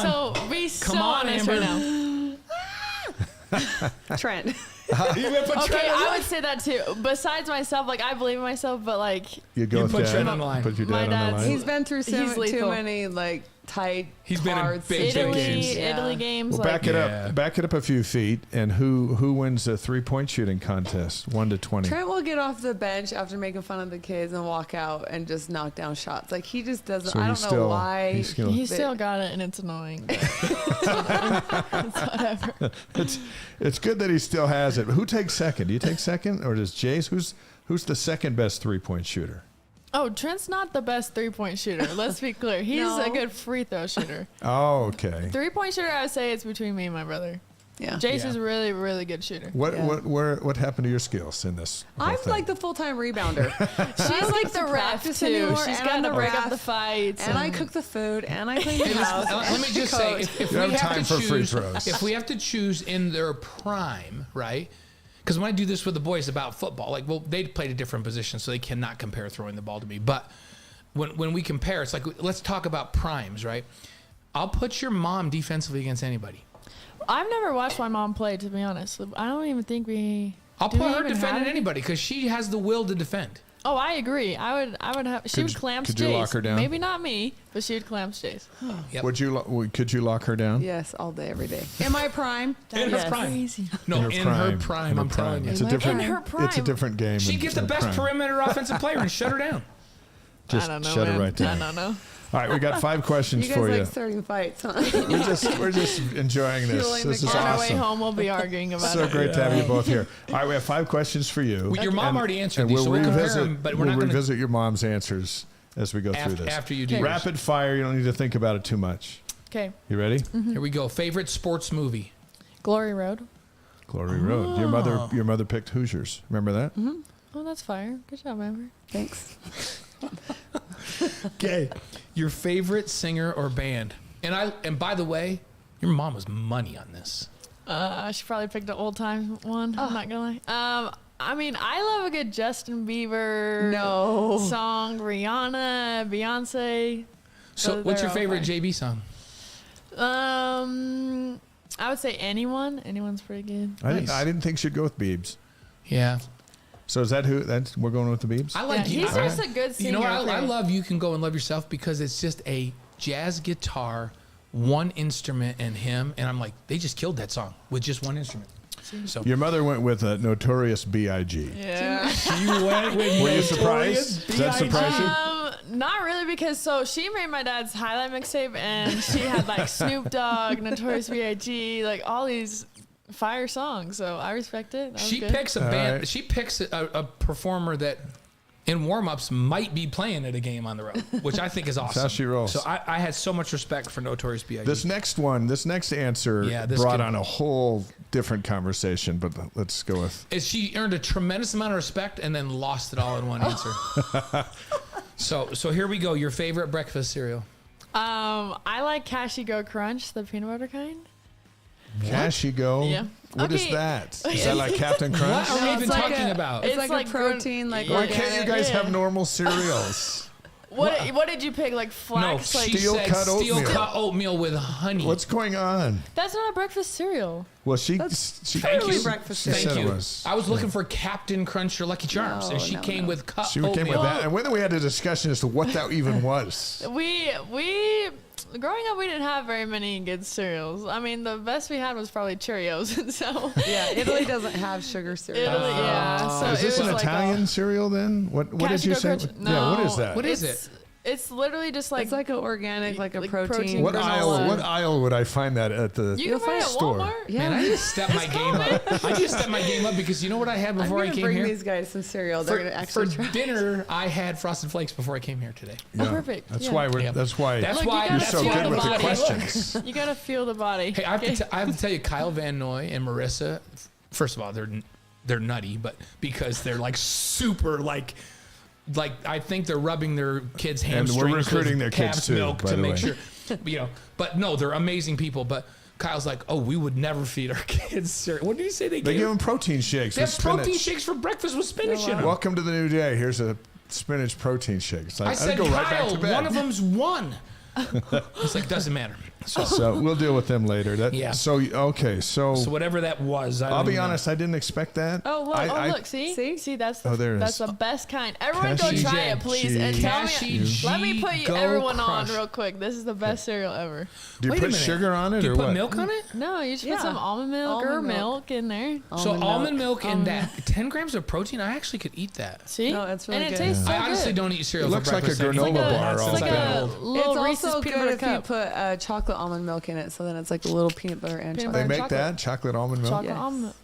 That's all Okay. we have in our All right. house. DJ, Almond way milk. to come up with that. I'm gonna You're a have to fascinating Yeah, family. that was awesome. Amari, I'm gonna try it, and I'm gonna You report. should, I'm yeah. gonna report back. So Linda Murray says it's in the cereal aisle. It's just another kind of cereal, like granola. It's Yeah. probably She for the, knows I what go she's where all talking the about. colors are. The bright Linda's colors like draw David me Blaine. in. Chill a little bit, okay? So okay, All right, number 4. your favorite basketball moment, and it can be that you were involved in, or it can be just a basketball moment that's your favorite moment.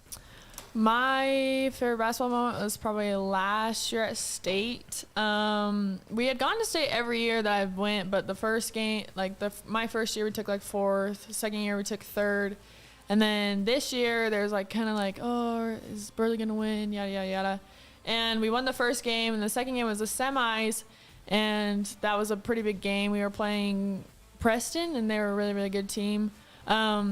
And so it had been tight the whole game. And I know myself, I was like, I just need to make the championship game and then I'll get it done. Like I wanted a ring so bad. And so before the game, my dad just like gave me a hug. He's like, you know, I'm always there with you every step of the way. So when we won, I got pulled out a little bit early, and my coach put in the freshmen. And I remember I ran back behind the bench and I gave my dad a hug, and we both got emotional, and he's like, you did it. Like, you made it a championship game. He's like, now get it done. Let's go. And, like, that just, like, obviously my mom's a coach, and I feel like I share so many, like, just memorable moments with her. But having my dad there every step of the way just was, it's like, different, you know? And it was just really special. So That's awesome. Mm-hmm. That's a great moment. Good. Great moment. Speaking of the head That's coach. right. I forgot they were in Burley. Did you guys live down in that giant, like, place down there No. by the river? No. What's that place called? There's too many mosquitoes by the river. Yeah. Blue mosquitoes. something. What's it called down there? Blue Lakes. Blue Lakes. Yeah, Yeah. down in I Blue have no Lakes. idea. We just went up to Twin Falls for a basketball tournament with my grandson. Well, that's awesome. Yeah, so we drove right by Burley. I thought of you guys.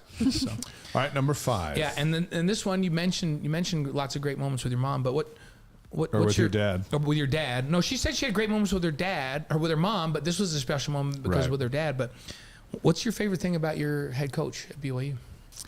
My favorite thing, like, okay, so in high school, like, we had girls that were like wanting to work hard, and but obviously, like, it's a small town. I mean, we still had school late because kids had to get up and, you know, do their chores on the farm. Like, it was like a really small town, and I feel like my coach just was able to get the most out of all of us. And like by the end of the year, like, honestly, we should not have won a state championship. Like, if you look at everyone we had, like, if you just like lined us up against the other team, like, you'd be like, they're losing. Like, but like, coach got everything out of us. She just put into the time and effort and bought into us. And so we'd do skills every practice. We would, you know, work hard. And I feel like she just is able to like pull us together and just gets the best out of all of us.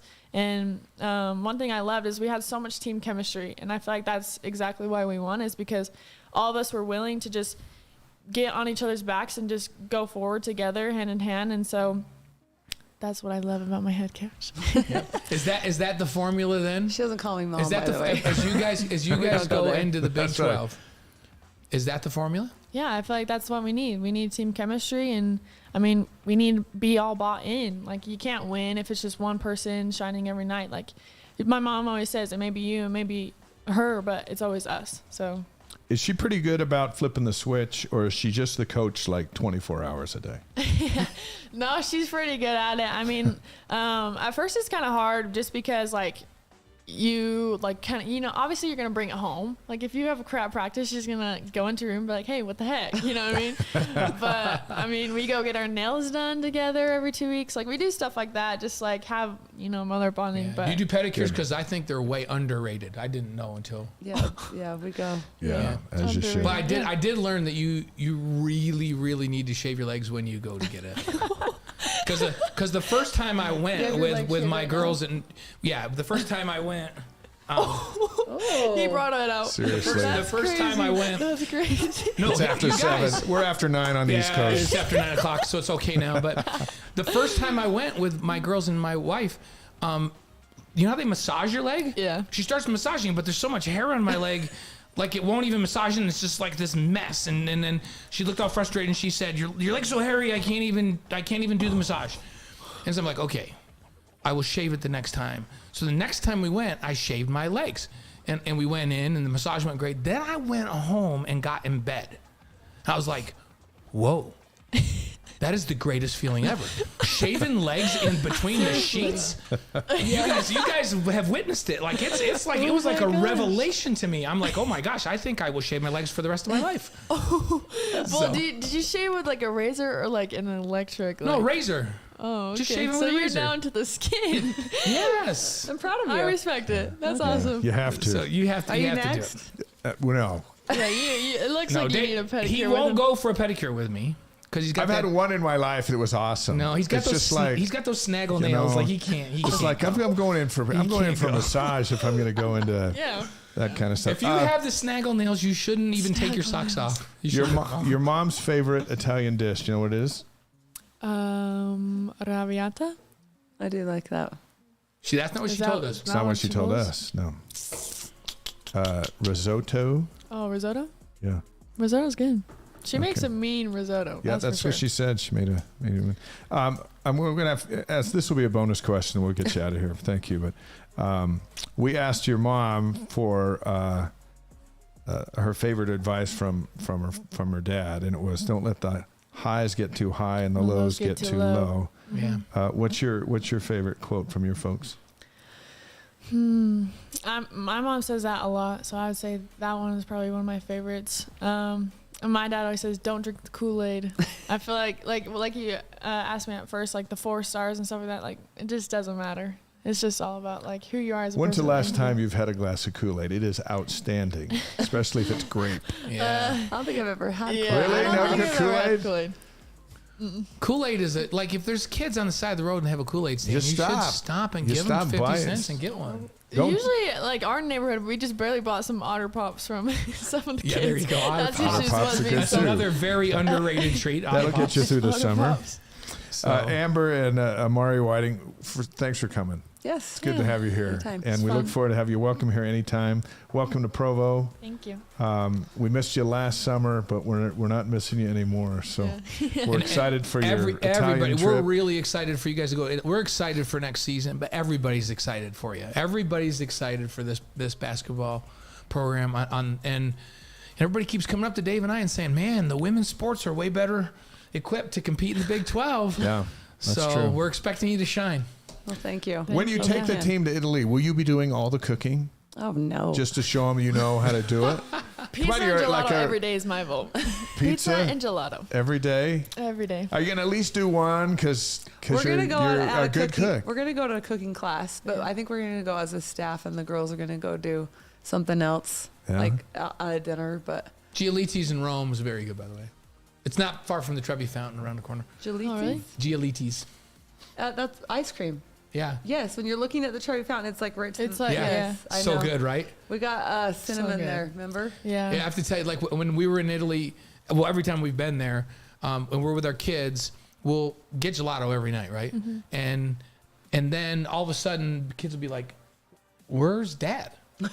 Where'd Dad go?" And then I'll be coming back out of the front and be like, round two. I got 2 gelatos every night when I was in Italy. Yeah. That's Okay. so good. I would cut Is- back on dinner a little bit just so I could have 2 gelatos. every Okay, yeah, night. gelato's really good. I feel like everything over there, like it's just like more fresh and So just good. It's It'll just be way like better.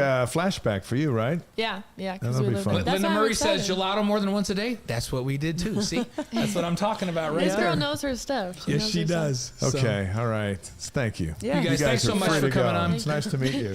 We love having you on. Great to Thank see you you. Look guys. forward to the schedule. We look forward to calling the games. We're gonna have a good time. Perfect. Thank All you. right. Give Thank you. Trent a big hug for us, and because I feel like his ego's been a little shot tonight. You know what? We're gonna have him on the show. Yeah, one we'll of these bring nights. Trent and then he can, He can correct anything that was said wrong. And then you guys can sit at home and send in pot shots like he does. Yes. And dispute everything he says. So All right, thank thanks, you. Drive Thanks for safe. coming on, you guys. Hey, The and Amari, Whitings. keep grinding. That knee's going to be great.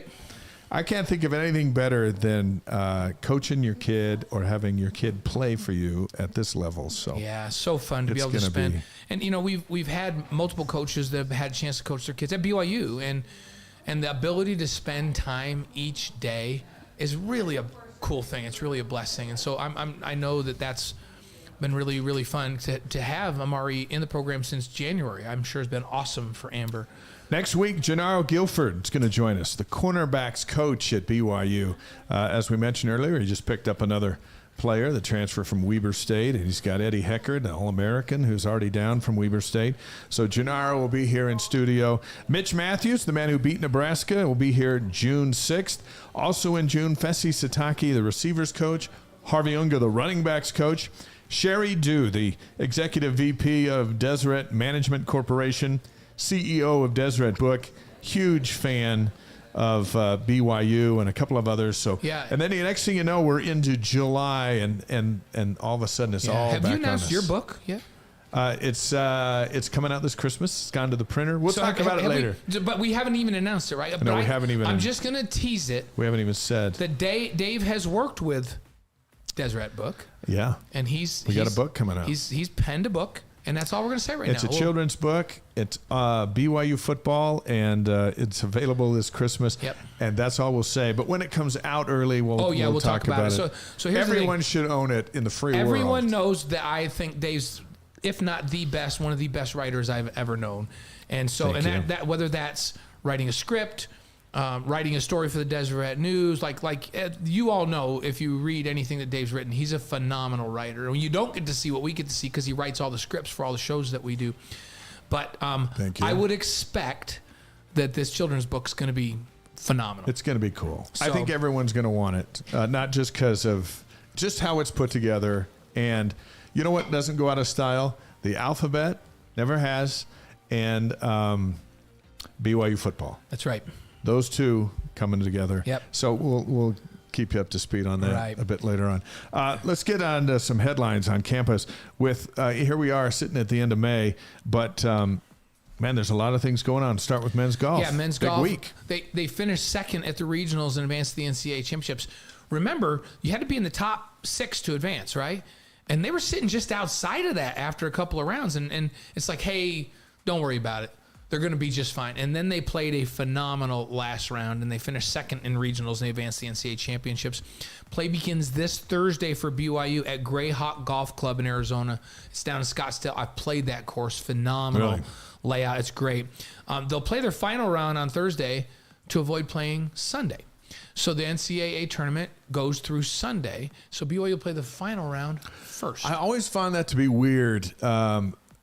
Because it can really help you or it can really hurt you, especially if all of a sudden the day you're out there, the weather's terrible. Right. And they've had that happen to them before. It could be an advantage because it could be great on Thursday. And you shoot lights out and the pressure's on everyone else. Yeah, and so it could reverse. But you're right. There's been a couple of other times when they have it now. BYU's last national championship in golf was in 1981, my freshman year. Let's get another one. Let's go get one. Let's get one. So men's basketball, BYU's going to play Fresno State on Friday night, December 1st at the Delta Center in Salt Lake City. That's when Christmas Around the World moves into the Marriott Center. So the Bulldogs and the Cougars in Salt Lake. And then 9 days later, BYU's back up there to play the Utes on December 9th. It's kind of one of the home aways from home as we go up there and have a great time. And doesn't it just seem right to call it the Delta Center again? Yeah, I feel that's the place of our youth. It's just, and when the Jazz were playing in the NBA Finals, wasn't it the Delta Center? Yeah. Yeah, it just feels right for it to be the Delta Center again. Jake Wallin just got back from his mission. He went out as a BYU signee, and he signed with Utah this week. So there's a crowded roster in Provo. They've done a lot of work in the portal, and we might see some more roster shuffling. And here's one of them. Yep, that's right. And we don't know all the behind the scenes on that one. Well, we know a little, but we won't get that much into it. And sometimes there's more to it than just, he wanted to go someplace else. There's a lot that goes into that. And there's a lot of numbers games that you have to play to fill a roster. And you know what? BYU's got a complicating factor that very few places, well, almost nowhere deals with. And that is trying to figure out the numbers going in and going out and then factor missions into that. And now add the transfer portal into that. And add the Big 12 into that. Well, and then add this. Add that we're still recovering from the COVID year when everybody got an extra year. It's difficult to be at a regular old place with no missionaries going in and out, let alone be at a place right now. And I know that every sport has had to deal with that, try to figure that out. And they're going to be beyond that. And they'll always have the mission thing, but they're not going to have the COVID thing to complicate it as well here in another year. So track and field's got a big week. The men and women, they have 64 combined entries into the NCAA West preliminary meet in Sacramento. That's the second most in program history. The BYU men are ranked number 9 going in. The women are number 20. Competition starts tomorrow, Wednesday. And you know what? When you have 64 entries, it gives you have an opportunity to get so many into the championships, like Texas often does, that you can win the championship. Right. So this is a big week in Sacramento. The rankings don't always translate to how well you do. It's about depth and places and points, right? Yeah. And so, sometimes you can finish a lot higher than 9 or 20. With that many entries, I will not be surprised if they finish higher than those 2 national rankings. Fantastic. So how about softball? BYU finished in second place at the National Invitational Softball Tournament in Fort Collins. They had a shot to win it. They were leading 7-4 with 2 outs in the top of the 7th. Dang it. Come on. It's so hard to get that third out. And Iowa went on a 5-run rally, and they ended up winning 9-7. So they went 3-1 in the tournament. They finished 35-17. They give Gordon Eakins his 800th career victory. He's been on the show, and congratulations. Yeah, congratulations. That is an amazing number. All 800 at BYU. Yep. And guess what? Softball's now in the Big 12. Big 12. They're done. They're in the Big 12 now.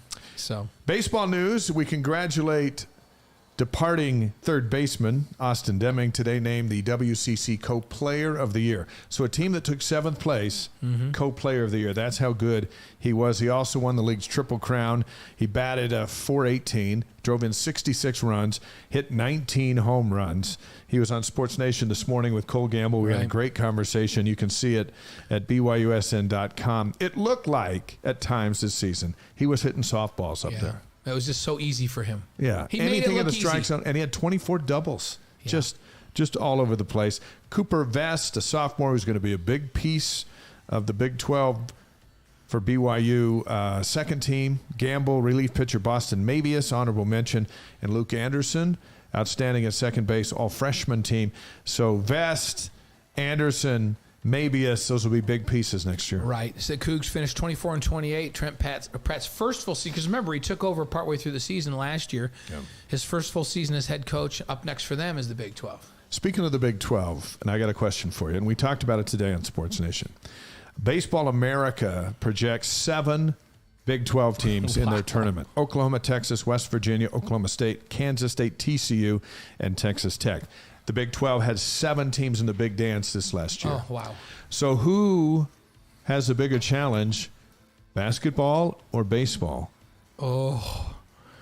And this morning, while you think about that, I answered that I think basketball is now, after their additions in the portal, is more equipped to go in there and compete in the Big 12 than baseball, considering that they're both heavyweights.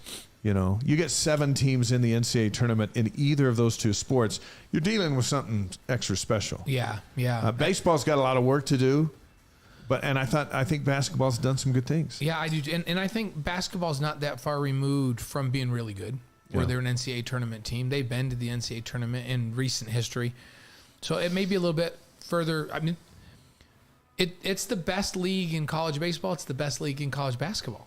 That's. Yeah. I mean, you could argue the SEC in baseball too, right? Right, they're pretty good. But in basketball, there's no doubt it's the best basketball league in the country. Not even close. If you added, as long as you still have Texas and Oklahoma, but if you combine, let's say, baseball, basketball, football, women's basketball, those 4 combined, is the Big 12 not the best, most competitive conference in America?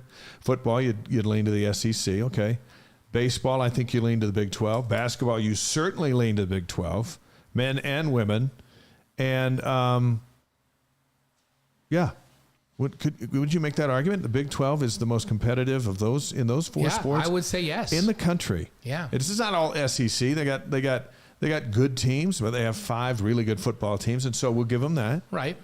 But I think the other three, baseball, basketball, women's basketball, Oh yeah. go to the Big 12. Yeah, They absolutely. don't go to the Big 10, and Nope. they don't. The Pac-12 is good in women's basketball, but that's it. But they're top heavy.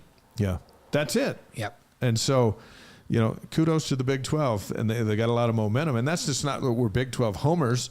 It's the facts. You throw in those 4 sports, and Yep. where do you go? You're throwing track and field, and you're including Texas and BYU. Yeah. You got to go Big 12. Yeah. And cross country. Yeah.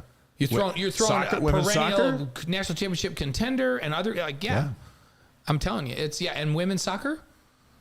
Yeah, it's a great league. There's no question about it. So Speaking of 12, BYU's 12-year run in the WCC is over. Greatest moment, what was it for BYU? oh gosh, I'm trying to think of what. My mind goes to the wins over Gonzaga, especially when they were number one and 29-0. Number one on the road, right? Yeah. Up there was a big deal. Soccer making it to the championship game. They were pretty good. That was. run. I honestly, one of the things that came to my mind was during the COVID year, and it wasn't WCC because BYU's football team was independent, but during the COVID year when everybody kind of shut down, BYU football just kept plugging along, and it's in the last 12 years. And that's the first thing that came to my mind. They were in the national spotlight like no other program that year because they played games and they took that game on short notice to go back and play on the East Coast and all of that. So that was kind of a cool moment. It doesn't count as WCC. Men's basketball played through COVID. Yeah. And that was the year where they were on their way. Yeah, that was the best team they've had in the last 5 or 6 years. And then the tournament was canceled. But I would probably go with the women's soccer team playing in the national championship game is the pinnacle moment. So There've been a lot of big ones, a lot of highs, and biggest surprise. There's been some great cross country during that time as well on both men's and women's. Is your biggest surprise the fact that the BYU men did not win the WCC? Absolutely. In basketball, When- because when- we always it makes thought- sense that they didn't because of Gonzaga, but we always thought they would. We thought, hey, they're coming out of the Mountain West, and at the time, the Mountain West was a 3 and 4 bid league in the NCAA tournament. We're like, okay, We just finished Jimmermania. right. So here comes BYU. They were a top 5 program then. They're moving into the WCC. Sure, Gonzaga's there, but they just beat Gonzaga in the NCAA tournament with Jimmer, right? Right. So BYU certainly is going to win more championships in the WCC than they did in the Mountain West, and it never happened because Gonzaga stepped on the gas. And so that, to me, that's the biggest surprise. Yeah, I of all. agree. I agree with that one. Yeah. Commissioner's Cup dominance. BYU should win that again this year. I think they've almost won it every year. The sports are, as a whole, the sports have been spectacular at BYU. Yeah, and BYU in the what's the cup called nationally? It used to be the Sears Cup, but it's something Directors Cup. Directors Cup. They're always right up in the top 20. They're in fall. They're in the top 10. In fact, multiple times in the last couple of years, they've been number 1 coming out of fall sports. One thing I've appreciated is the WCC was so accommodating. Yes. BYU needed a spot for their sports. They weren't going to compete on Sunday. Okay.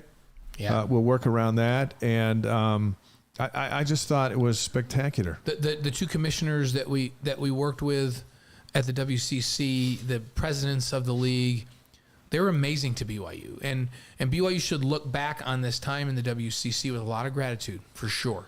And BYU is really good for the WCC. And BYU TV's growth over the course of the 12 years, you and I and Spencer and Kristen and Jerem and all our broadcast crew, we got to know all the coaches, earned their respect, men's and women's, especially basketball, and then they didn't have football, but it was we earned the respect of the fans. Fans love seeing their team, not BYU's team, their team on BYU TV in their house because they get the channel. Right. And we had to win them over in that, hey, we're not cheerleaders, we're not rah-rah guys, we're going to call it right down the middle. They had to see it to believe it, and they saw it. And over the course of all those years calling the WCC tournament, towards the end, we showed up as their friends. Hey, Right. Blaine, Dave, as opposed to, oh, those are the BYU guys. They think they own this place. Right. They got a big TV truck and all that's true, but we were their friends in the end, and I thought that was a sign of BYU TV's growth. Well, and if you think about it, we did that first WCC tournament the year before BYU was in the WCC. It was tournament. you, me, and all these teams. They're like, who are those guys? Who are these guys, right? What are they doing? And then we did it for all of those years, for those 13 years, really, right? Right. And they were unbelievably gracious, and BYU brought first-rate, technology and broadcasts to the WCC, and it was a great partnership. And we're in their homes. They just didn't have an outlet that, hey, how are we going to get this game? Just look at your TV listings. We're channel 27 or 35. And then there's the app and all that stuff. They didn't even have to have the channel. Right. But that was a lot of fun. But I thought the most important thing of the whole run through the WCC is they facilitated football to go independent. Right, because if they don't say, hey, come here for all the rest of your sports, because that needed to happen. They needed a landing place for everything to be able to say, let's make this stretch and go independent in football. And so the WCC, if for nothing else, and there's a lot more than this to be grateful for, we should be unbelievably grateful for that, because independence has prepared BYU and set them up to be the first pick for Big 12 expansion. Mm-hmm. And they're in a great position to transition over, especially with what they've picked up in the transfer portal and what they've got coming back, to compete in that league moving forward. And if they just stay in the Mountain West Conference, I don't think they're as prepared from a football perspective to compete at that level. And the reaction from the commissioner, I thought, was impressive. It was, all right, we knew this day was coming. Thank you for participating with us. Thank you for all that you've brought to the league, and best of luck in the Big 12. Right. And everybody's leaving. And I just thought, it was a good run. It was a good run for everybody. And now BYU's in the Big 12, and the WCC is going to go on with Gonzaga and St. Mary's, just like it was before. Yep. But hopefully they're a little better now that the exposure they got from BYU TV and playing the Cougars. I know they got on ESPN a lot more, and so it's good to have over. But as you look back, it was a fast 12 years. Who can say that was a fast 12 years of anything in life? That was a fast 12 years. I feel like it was a fast 12 years, for sure, for us. We put on a lot of miles. Yes, we did. We ate a lot at the Orleans Arena. No, we ate too much at the Orleans Arena because it was our only option. That's right. That's right. So. All right, let's. We love rankings, and some rankings came out since we were last together. 7 BYU grad schools among the top 100, according to U.S. News, and they looked at 10,000 graduate and specialty programs. And this is not just a sports show. We thought we'd roll out the rankings. That's it's pretty cool. Let's start with a law school, which was the highest rank. Well, no, accounting. We're going to get to that at the end because the accounting program is ridiculous and always has been. But the law school, highest ranking ever, number 22 law school in the country. Do you think if we get a power forward, the law school can crack into the top 20? Here's the thing about our quarterback. They always are ranked at the top value. So when you look at tuition for the value of what you get at BYU's law school and then the job placement and potential earnings, it's always right at the top every single year. But 22, it's the highest ranking ever for the law school. MBA ranked 35th. MPA 57. Yeah, that's Gavin's got his MPA. Yeah. So top 60 program. That's pretty impressive. Speech and pathology, 63rd. Pretty impressive. So math 86. This is again they rated thousands of programs. 10,000 grad and specialty programs. Nursing 89th. So very good nursing school. Computer science 97th. And accounting in a specialty grad ranking number 4. Yeah, it's like BYU, MIT, like every big accounting firm in the country has somebody in the upper rankings of the running that company that's a BYU MAC. Yeah. MASH is an accounting grad. Congrats to all those programs. Yep, fantastic stuff. Movie night at Lavelle Edwards Stadium. They announced it today. It's coming back. This is a cool thing, and Blaine will announce the movies here in a moment. But what it allows you to do, you got to go to the stadium and set up blankets down on the field. same field that the guys will be playing on, or you can go sit in the stands if you want to do that. The concession stands are open, so you can get nachos and all those things. And it's a cool night in the stadium watching a movie. You know, they used to do this before the big screen. Right. Now they've got the giant screen. Oh, that thing is, and it's got great quality, and the speakers will be going. And it's free. It's our favorite. Now, the concessions aren't free, but the night is free, and that's our favorite price. And what a great if it's free, I'll take 3. No, it's for me, and I'll It's fair. take 3. It's Thanks, a bye. Gamma. All right. So roll out the run. May 27th. So this Saturday, unfortunately, I will be in St. George, but one of my favorite movies, The Blind Side. The stadium opens at 8, and then the movie will start at 9 p.m. The Blind Side has been a favorite of a number of our guests as the best sports movie. Right? And, over and this last year. We'll be playing The Blind Side this next year. From my house, I can get the binoculars out, and I could watch The Blind Kingsley Side. and Nani, we got to have them on as guests. I like that Is recommendation. that confirmed? Is that a thing? Well, Amber and Amari confirmed it, I'll I have think. to check that out. All right, and then there's the second night. Yeah, so June 23rd, which we're going to try to make, is my favorite movie, Remember the Titans. The stadium opens at 8, and the movie starts at 9 p.m. that night. So grab your kids. If you're in Utah and you can get there, or if you're out of Utah, you can plan on it. Yeah, and then don't forget on the, what is it, the 1st of July? Yeah. Stadium Fire? So a couple weeks after that, June 23rd, Remember the Titans. Fill that place up for Journey. I like that idea, movie night. Yeah, I love it. Crank that in there, and it gives fans a chance to get in the stadium. Yep. We love that place. Yep. All right, on this day, May 23rd in history, as we roll out with our final thoughts. Yep, 1785, Ben Franklin announces his invention of bifocals. Now, on occasion, you and I will both put on glasses because we need to see better. Put some readers on. Thank you, Ben. I don't do bifocals, but I do readers. Yeah. So, 1788, South Carolina becomes the 8th state to ratify the U.S. Constitution. Way to go, South Carolina. The first Preakness Stakes take place in New York on this day, 1873. They just ran the race again last Saturday. They've been running it since 1873. Yeah, Wow. that's wild. How about 1922? Walt Disney incorporates his first film company. It's called Laugh-O-Gram Films. And I think they were cartoons, right? They have to be if it's Laugh-O-Gram, Laugh-O-Gram right? Films. Mickey Mouse or Walt whatever. Disney, 1922. Walt Disney has certainly had an impact on the world. 1963, this is an interesting one. NBC purchased the broadcast rights to the AFL championship game for $926,000. This is before they merged. It was before there was the National Football League and the American Football League. It wasn't the AFC and the NFC back then. No, $926,000. Wonder what that would go for My today's goodness. Well, standard. hey, a The 30-second deal's over ad, billions of dollars. A 30-second ad's millions. Yeah. All right. So, All right. how about 1984? Indiana Jones and the Temple of Doom is released in the United States. Are you going to the new one? You know what?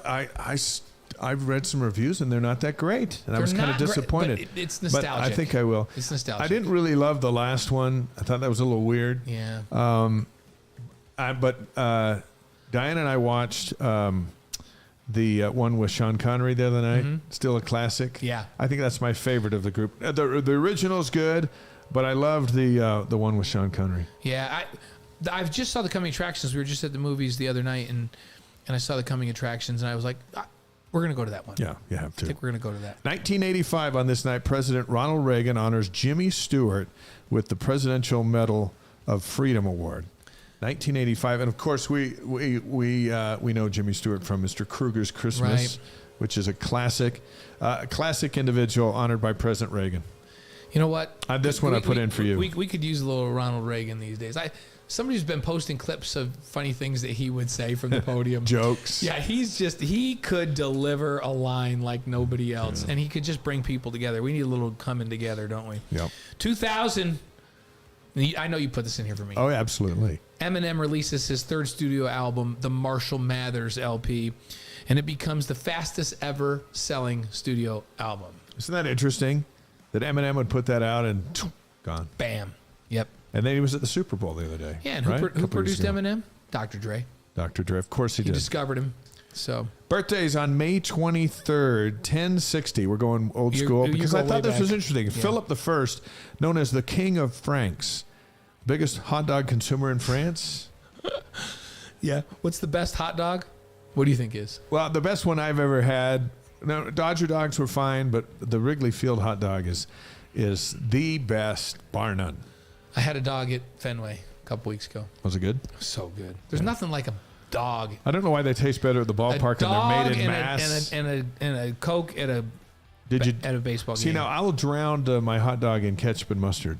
That's just how I roll. I put ketchup, relish, and mustard on mine, but Okay. I don't All do right. the onions. I No. like the onions, but I don't do them because you got to sit and talk to people. I don't need a fight. I don't need to fight with my lunch. I just want there's no reason. ketchup and mustard. So, how about 1952? Marvelous Marvin Hagler, a boxer. That was his birthday. He was in some May classics. 23rd. 1958, Drew Carey, Price is Right. He's still doing it. What was that show he had on, that sitcom? What was that? Cleveland. It had something to do with Cleveland. Yeah, It started with that Cleveland he's rock funny. song. I like when Drew Carey and all of his buddies get together and they do improv stuff. Yeah. They're really good. That's a talent. So, hey, 1974, Ken Jennings, BYU alum, the highest earning American game show contestant in history.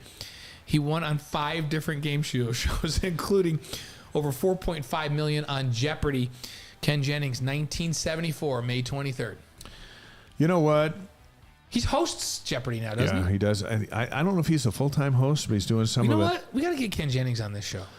Yes, we do. We got to figure out a tie to Ken Jennings. Anybody has a tie to Ken Jennings, DM us and let us know. The interesting thing about his deal, to be a successful game show contestant. So we have guests on here all the time. They don't know the questions we're going to ask, and we give them time to think about it, and they come up with their answers. These game show guys, here's the question, answer. Bam, you just bam. gotta have all of that. Your mind Instant recall works differently, and know a lot about a lot of subjects. and he does that. And And you can't be a jack of all trades. You got to be a master of all trades to do what Ken Jennings has And done. it's almost like playing golf. You can't think about what you're going to do. You just have to react, and then just hope you're better than the other 3 people who are just as smart as you. Yeah, well, as they say in Boston, that guy Ken Jennings, wicked smart. He is wicked smart. Wicked smart. Deaths on May 23rd. There were some interesting ones, so I thought would acknowledge those. 1934, Bonnie and Clyde, outlaws, gunned down by police in Louisiana. Yeah. That was the end of Bonnie and Clyde. That was the end of it. So it didn't end well. No. The life of crime never ends well. It never does. So 2002, Sam Snead, 3-time Masters Championship, died on May 23rd. And Slamming Sammy Snead. Our friend Dan Forsman knew him. Yep. 2017. Remember last week we We're had talking about Pierce Brosnan? Roger Moore died on this day. 2017. It was a Pierce Brosnan birthday, not a death. That's by the way, right. last week. And Roger Moore was an older James Bond. I Yeah. thought he was so pretty good. I was in high school when the Looks to a Kill or something. Duran sang a song about it, but that was the title of the movie. Roger Moore was James Bond for a long time. He's a lot of people's James Bond. I like Daniel But Craig. We I talked like about Daniel this Craig. last week. I like Daniel Craig. I also think Pierce Brosnan was a great James Bond. I So, didn't have a problem with any of the James Bonds, and we're curious to see who the next one is. Yeah. Who's the Timothy Dalton was in there. Yeah, I didn't have a problem with him either. Yeah, he was okay. I They thought were it all was good. They moved him out real quick. Right. Our Wise Guys inspirational quote of the week from Sam Snead, appropriately. Yeah, appropriately. He said, "Keep close count of your nickels and dimes. Stay away from whiskey, and never concede a putt." That's words to live by. That's right. I was like, that's good. It's Count good. your nickels and dimes, stay away from whiskey, and never concede a putt.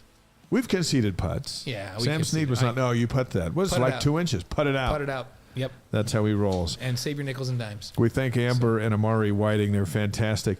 It's fun. Amari doesn't act like a freshman. No. I mean, she's been in the program since January, but she just walked at Timpview, ceremoniously. I mean, she's still that young, but I think she's going to be fantastic. She can flat out play. And I was watching film of this Jenna Asai, the transfer from Oregon. She's fantastic. Yeah, they upgrade. They have great talent. And we all know the Woolston athlete from Lone Peak. She lit up the state of Utah. I think best player in the state. There's some firepower that wasn't there last year. Yeah, now they're going to be young, but this team will grow into that league for sure. Yeah. So podcast will be up tomorrow. Share it with your friends, and we encourage you again to go to our YouTube page and subscribe. It's free, and it'll help us grow the show. So we would surely appreciate you doing that. What are you most interested to hear from Gennaro Guilford next week? Yeah, he's got some newcomers playing corner, and he's got some coming back. I want to understand where he thinks these newcomers fit in, right? And then how the depth's going to play out, because we know BYU, you got to have at least 4 good corners. Does he feel like he's got 4 Big 12 corners? I think he does, but I'm interested to hear what he says. So he's next week. What I would like to hear next week is that you got the raccoons out of your house. Oh my goodness, this afternoon. It's like 4 weeks, right? I had lightning either strike my house or strike by my house. It was really close. And fry the circuit boards on all 3 of my garage door openers. Yeah. And then, and also fried my internet. And If it fried your circuits, you might have got hit. I There'd think be we a might have hole in got- your roof if you got hit, but somewhere super close. very, very close. So it fried the circuit boards. It fried our internet circuit board. So I had to open up the garage doors by pulling the string down and open those. All the cars are parked outside right now.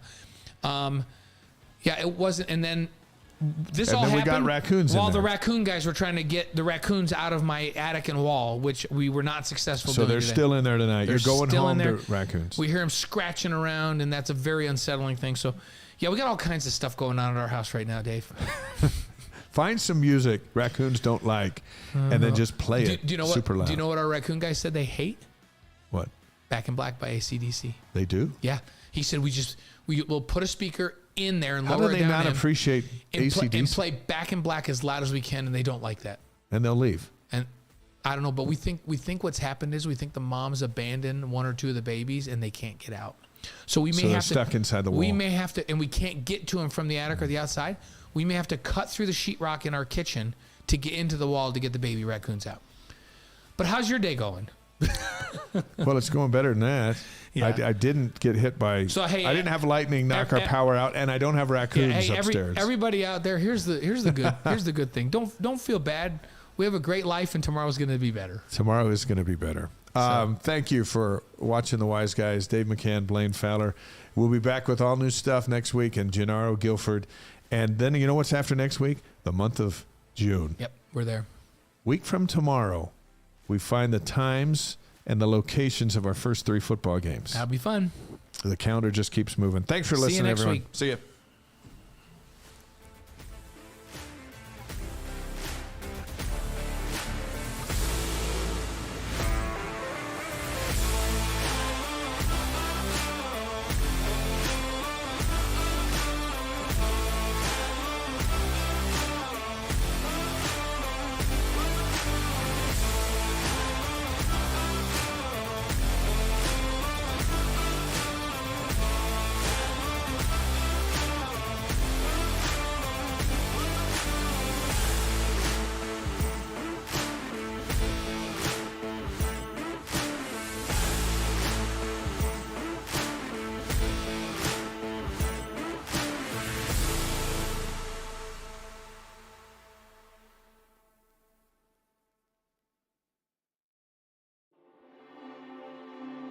Armed